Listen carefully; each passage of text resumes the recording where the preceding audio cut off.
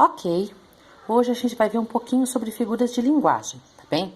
Explicando assim de um modo mais simples para se entender o que significa, são mecanismos, são jeitinhos de escrita que a gente usa quando vai fazer um texto, tanto escrito quanto oral, para deixar ele mais expressivo, mais forte, mais impactante, mais interessante, tá joia?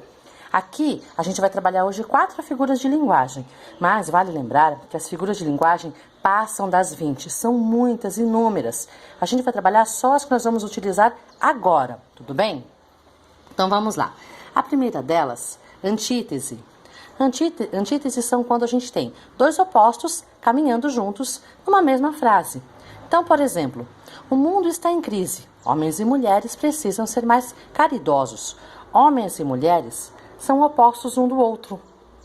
Então, aqui a gente tem uma antítese. Quando a gente fala, meu carro é preto e branco são opostos. Aqui a gente tem outra antítese.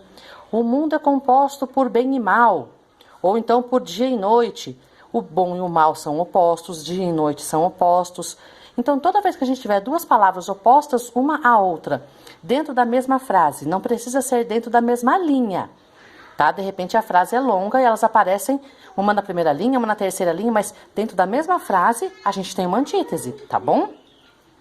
Onomatopeia. Usar a escrita para descrever sons. Então, por exemplo, o toque-toque da porta. Não tem como a gente descrever exatamente o som de fazer isso aqui, ó. Então, a gente criou o toque-toque. Isso é uma onomatopeia, tá? Quando a gente fala o trililim do telefone, para poder fazer o toque de um telefone fixo, tá bom? O bibi do carro para fazer o som da buzininha dele. O rum-rum para poder imitar o motor dele. Que mais que a gente tem aqui? Quando a gente usa o som dos bichinhos, miau, miau, para imitar o som do gato, au, au, au, para imitar o som do cachorro, piu, piu, piu, piu, para imitar o som do passarinho, e assim por diante. Quando a gente faz isso, a gente está criando uma onomatopeia. Então a gente usa essa figura de linguagem todos os dias. Podem parar para pensar um pouquinho, vocês vão perceber isso. Não tem como ficar sem usar uma onomatopeia durante um dia, gente. Personificação.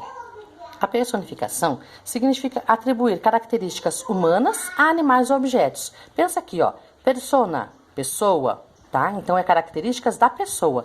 É muito usado em história em quadrinho e em contos de fadas. Quando a gente faz, por exemplo, o gato falar, quando a gente faz a nuvem ter olhinhos, narizinho, boquinha desenhado, quando a gente pega lá o Senhor dos Anéis, que a árvore sai andando, isso é tudo personificação. São características das pessoas que a gente atribui a quem não é pessoa. Isso é personificação, tá bom? E por último, a gente vai ver hoje a metonímia. A metonímia a gente também usa com muita frequência, tá? Pelo menos uma parte dela a gente usa com muita frequência. Significa substituir um termo por outro em virtude da aproximação de sentido que existe entre eles. Então, por exemplo, quando a gente fala assim, eu vou comprar Bombril. Não, você vai comprar lã de aço. Bombril é só a marca dele, tem outras marcas. Eu vou comprar Omo. Você vai comprar Omo mesmo ou vai comprar sabão em pó? Vou comprar Cândida. É Cândida mesmo ou é água sanitária? Tá vendo como a gente usa o tempo todo? Então, quando a gente fala, eu li essa de Queiroz, Machado de Assis. Não, você leu os livros escritos por eles, não ele. Viu como a gente usa também com muita frequência? Pois é, figuras de linguagem são isso. São formas de escrita e de fala, né, no caso, que a gente usa o tempo todo, frequentemente, constantemente, algumas até diariamente, mesmo sem saber que existe e qual é o nome atribuído a elas. São muito comuns, a gente ainda vai ver outras mais pra frente, mas para não ficar muito pesado, hoje a gente vai se focar só nessas daqui mesmo, que são as que a gente vai usar para agora, tá bom? Bye, bye!